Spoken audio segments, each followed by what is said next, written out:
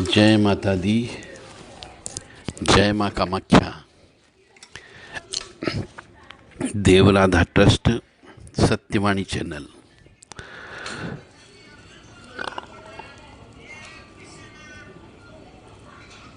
मनुष्य को यदि सुखी, समृद्ध और निरोगी रहना हो, घर में किसी प्रकार की कोई भी क्लेश, अशांति न रहना हो या न रखना हो, तो मनुष्य को अपने घर में शुद्धता, स्वच्छता और पवित्रता का ध्यान रखना चाहिए।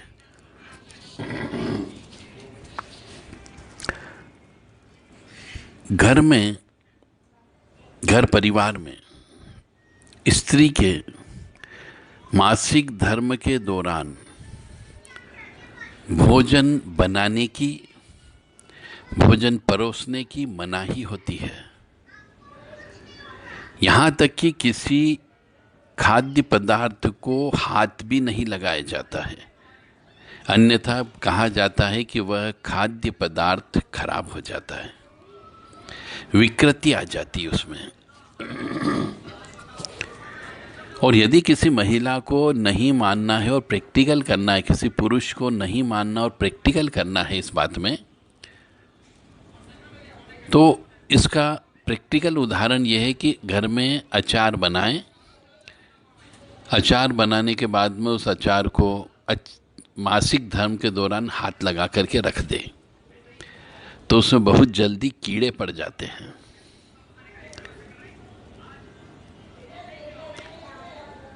अभी सामाजिक वातावरण बदल गया, जीवन जीने की शैली बदल गई। पहले हिंदू अविभाजित परिवार हुआ करते थे। उसमें यदि कोई स्त्री अशुद्ध हो गई है, रजस्वला से हो गई है, तो उसकी जगह दूसरी अन्य महिलाएं उनकी तरफ से काम करती थी। परंतु आज के समाज में एकाकी परिवारवाद की स्थिति आ गई है, यानी कि थोड़ा बहुत पैसा क्या कमाने लग गए, घर परिवार से अलग रहने की आदत हो गई। तो अब ये वाली स्थिति जो पुरानी परंपरागत हमारी मान्यता थी, प्रथा थी, और गरुड़ पुराण में भी लिखा हुआ है, शिव पुराण में है इस संबंध में, कि घर की यदि कोई भी स्त्री मासिक धर्म से हो जाती है तो उस स्त्री से भोजन नहीं बनवाया जाता, नहीं उसके हाथ से कोई दान धर्म दिलवाना चाहिए। यानी गाय को रोटी भी नहीं खिला सकती, वो कुत्ते को रोटी भी नहीं खिलाना चाहिए। परंतु आज के ज़माने में जब वो एकाकी परिवार हो गया है, संयुक्त हिंदू परिवार टूट गया, तो ये बात कैसे मेंटेन किया जाए? मनुष्यों को अब इसको स्वयं को तय करना है कि हम इस नियम का पालन कैसे करें। और यदि नहीं कर पाओगे, आप बहुत ज़्यादा आधुनिक हो गए हो, आपने हिंदू सनातन धर्म के नियम की धज्जियां उड़ाने का नियम ही बना लिया हो, तो फिर कष्ट भुगतने के लिए तैयार रहो।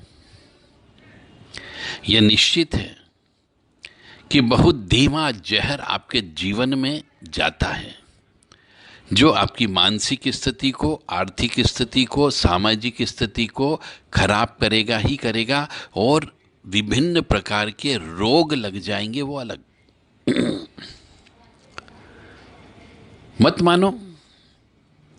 यदि आपने सोच ही लिया कि हम तो पढ़े लिखे हैं, हम तो शुद्धता का ध्यान रखते हैं, आजकल एडवांस बहुत सारी चीज़ें आ गई जिनका प्रयोग करके हम अपने शरीर को शुद्ध रखते हैं,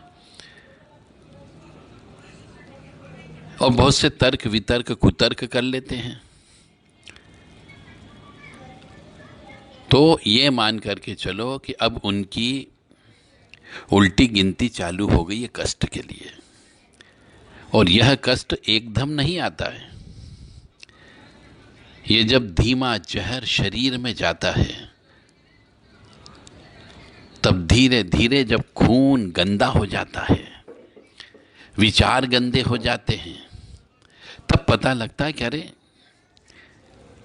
हम ऐसा कैसे सोचने लग गए, हम ऐसे बीमार क्यों हो गए। तो ये जो चीज होती है इस प्रकार की, बहुत धीमी गति से मन को, विचारों को और आर्थिक स्थिति को, सामाजिक स्थिति को खराब करती है। तो मनुष्य के जीवन में इस नियम का पालन करना अत्यंत आवश्यक है। मासिक धर्म के दौरान कुत्ते को, गाय को रोटी भी नहीं दी जा सकती उस अशुद्ध स्त्री के द्वारा। यदि आपको रोटी दिलवाना ही है तो घर में रहने वाले किसी अन्य व्यक्ति के हाथों से गाय कुत्ते को रोटी दे सकते हैं। स्त्री के मासिक धर्म की अवस्था में, रजस्वला की अवस्था में खाने पीने की सभी चीजों से दूर रखना चाहिए और किसी दूसरे व्यक्ति से भोजन और घर की पूजन किसी दूसरे व्यक्ति से कराना चाहिए। यह भी घर परिवार में जो शुद्ध हो, पति हो सकता है, बेटा हो सकता है, बेटी हो सकती है, उनसे कराना चाहिए।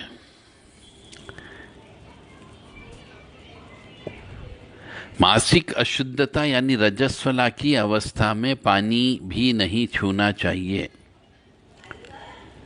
अन्यथा वैदिक नियमानुसार पारिवारिक समस्या और आर्थिक समस्या आपकी कभी खत्म नहीं हो सकती। यानी कोई समस्या ही नहीं होगी, फिर भी समस्या उत्पन्न हो जाएगी। मानसिक कष्ट तो होगा ही होगा और सबसे ज्यादा समस्या उत्पन्न होती है आर्थिक समस्या, क्योंकि जहां पर अशुद्धता होती है वहां पर लक्ष्मी जी का वास नहीं होता है और जहां पर अशुद्धता होती है वहां पर अन्नपूर्णा का वास भी नहीं होता है।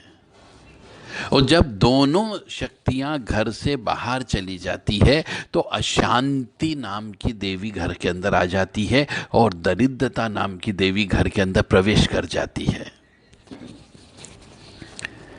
मेरा धर्म था आपको ज्ञान देना, वो मैंने दे दिया। अब आपकी इच्छा है इस ज्ञान को लेना या नहीं लेना। हो सकता है आपकी 10 प्रकार की समस्या आप निकाल दो, भगवान से माफी मांगने में कुछ नहीं होगा। यदि आप कोई भी हिंदू सनातन धर्म के शास्त्र में लिखी हुई बातों के विरुद्ध यदि कोई भी कार्य करते हैं इस मामले में, तो मान करके चलें आर्थिक कष्ट और स्वास्थ्य वाला कष्ट तो आना ही आना है। बहुत से लोग कहते हैं कि वर्तमान परिस्थिति में जब अकेली महिला ही घर की सारी जिम्मेदारियां लिए हुए है, तब मासिक धर्म की बाध्यता कैसे मानी जाए। तो मैं उन सबसे यही कहना चाहूंगा कि कुछ परंपराएं हैं उनका पालन करना ही पड़ेगा, कुछ प्रथाएं हैं उनका पालन करना पड़ेगा। और यदि आप परंपरा और प्रथा को तोड़ोगे तो कुल देवी देवता की क्रोध का भाजन बनोगे। फिर आपके यहाँ पर लड़कों की शादी नहीं होगी, लड़कियों की शादी नहीं होगी। फिर आप भटकते फिरोगे, ज्योतिषाचार्य के चक्कर लगाओगे, तांत्रिक लोगों के चक्कर लगाओगे, पर यह नहीं कहोगे कि हमने पूरी जिंदगी भर हमारे बेटे बेटी और पति को मासिक धर्म रहते हुए भोजन कराया। मतलब इसका इतना गहरा परिणाम निकलेगा आगे जाने पर। जैसा मैं बार बार कह रहा हूं कि यह धीमा जहर है, यह अभी पता नहीं लगेगा। जब पूरे आपकी आत्मा को कंट्रोल कर लेगा नकारात्मक ऊर्जा, तब आपको समझ में आएगा कि हमारे घर में मांगलिक कार्यक्रम क्यों नहीं हो रहे हैं, क्यों हमारे घर में विवाह नहीं हो रहे हैं। और जब यदि आपने 15 साल 20 साल अपने जवान लड़के लड़की को अशुद्ध अवस्था में भोजन कराया है और उसी भोजन से उनका खून और मांस बना है, उनकी सोच बनी है, तो आप क्या एक दो पूजा में ठीक करा लोगे? ठीक नहीं हो सकता है। यानी कि जो कर्म, जो बीज आप बो कर के आए हो, जो बोया है आपने, उसको तो काटना ही पड़ेगा। तो एक दो पूजा से उसका माफीनामा या प्रायश्चित नहीं होगा। क्या आप अपने बच्चे का या बच्ची का मांस बदल दोगे? क्या आप खून बदल दोगे? नहीं बदल सकते। क्या विचारधारा बदल दोगे? नहीं बदल सकते। तो आपको निश्चित तौर से कष्ट तो भुगतना ही भुगतना पड़ेगा। और फिर जब रोगे तो कोई आंखों आंसू पोंछने वाला व्यक्ति नहीं होगा आपका।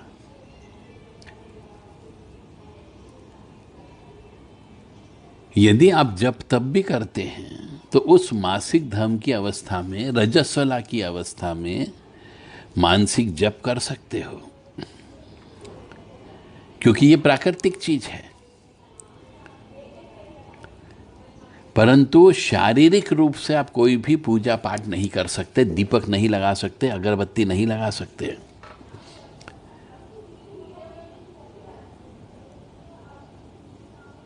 और देवी उपासना में तो इसको विशेष तौर से बहुत ज्यादा अशुद्धता मानी जाती है। और कभी कभी यदि आपने इनका नियमों का पालन नहीं किया तो कभी भयंकर श्राप लग जाता है। तो उस श्राप के फलस्वरूप आसो मेहरानी नामक एक शक्ति आपके पूरे घर परिवार को तबाह करने के लिए लगा दी जाती है। अब घर के अंदर खाने में बदबू आने लगेगी, पूजा करते समय उबासी आने लगेगी, पूजा में मन नहीं लगेगा, उपवास नहीं कर सकोगे, कोई भी अनुष्ठान नहीं कर सकोगे, क्योंकि आप इस लायक ही नहीं बचोगे। और ज्यादा यदि श्राप लग गया तो घर परिवार में रहने वाली जो स्त्रियां हैं उन सबका मासिक धर्म बिगड़ जाता है।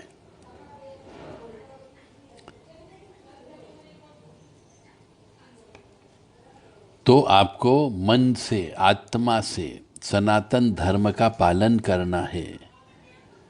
तो अशुद्ध स्त्री के माध्यम से भोजन नहीं बनवाना है, पानी सर्व नहीं करना है, गाय कुत्ते को रोटी भी नहीं देना है, और घर में झाड़ू पोंछा बर्तन कपड़े भी नहीं साफ करना है।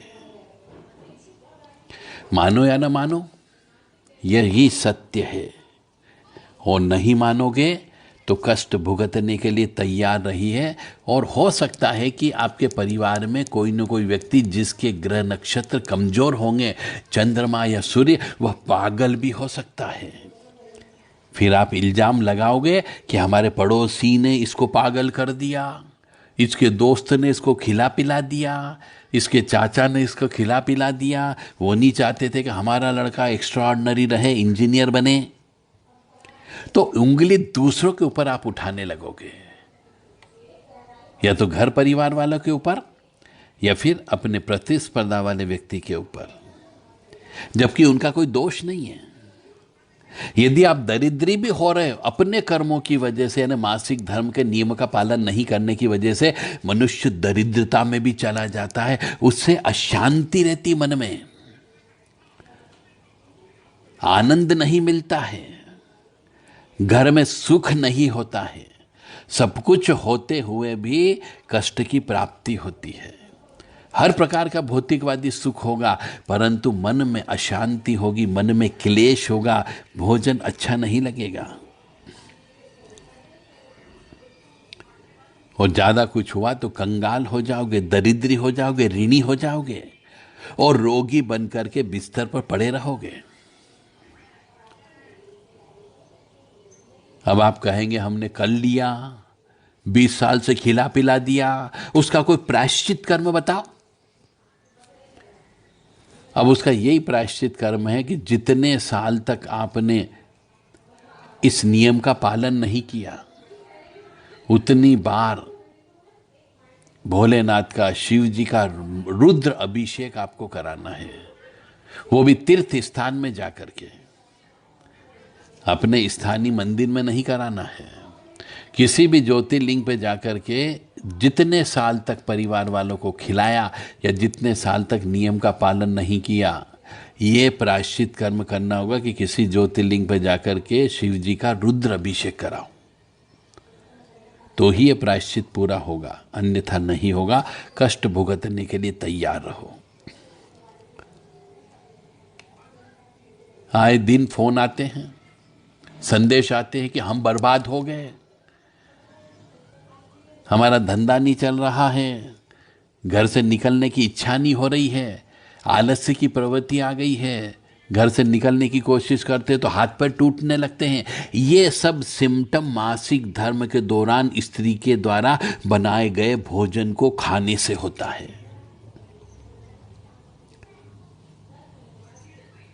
अभी भी न मानते हो, न जागते हो, तो मान करके चलो वंश का नाश भी हो जाएगा, क्योंकि पागलपन तो बढ़ेगा ही बढ़ेगा धीरे धीरे। और आप नहीं मानते हो कि ये किसी प्रकार की पाप कर्म हो गया हमसे। हमारे शास्त्रों में, पुराणों में लिखा हुआ है कि यदि स्त्री इन प्रकार के नियम का पालन करते हुए भी यदि उससे कोई गलती हो गई जाने अनजाने में, तो उसके प्रायश्चित स्वरूप उसे ऋषि पंचमी का व्रत करना पड़ता है। और ऋषि पंचमी का व्रत करने का भी एक विधान होता है। उस विधान और नियम कानून से उनको ऋषि पंचमी का व्रत करना पड़ता है। मतलब अपने गोत्र के ऋषि मुनि और भी जो ऋषि मुनि होते हैं, जो हमारे शास्त्रों में वर्णित हैं, उन सब ऋषि मुनियों से माफी मांगना पड़ती है। हमारे यहाँ कहानियां भी बनी हुई है ऋषि पंचमी की, कि ऋषि पंचमी का व्रत क्यों करना चाहिए, पर आजकल की महिलाओं ने उसे छोड़ दिया, क्योंकि वह महिलाओं के खिलाफ है। क्योंकि आज की महिलाएं एक पक्षी के माफिक उड़ना चाहती है, और जो पक्षी के माफिक उड़ती है उसको तीर कमान से मार दिया जाता है या फिर गिरा दिया जाता है।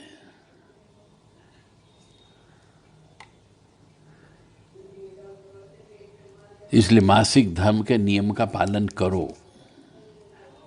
नहीं करोगे तो अदृश्य शक्तियां आपको श्रापित करेगी और उसका फल भोगना पड़ेगा। नहीं मानोगे तो दुख भोगने के लिए तैयार रहो।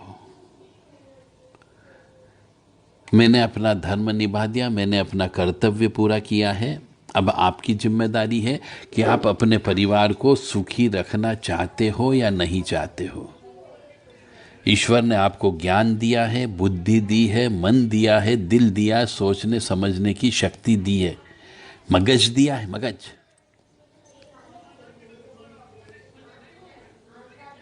फिर भी यदि आप अनजान बनते हो तो फिर ईश्वर आपको माफ नहीं करेगा। अब आपकी इच्छा।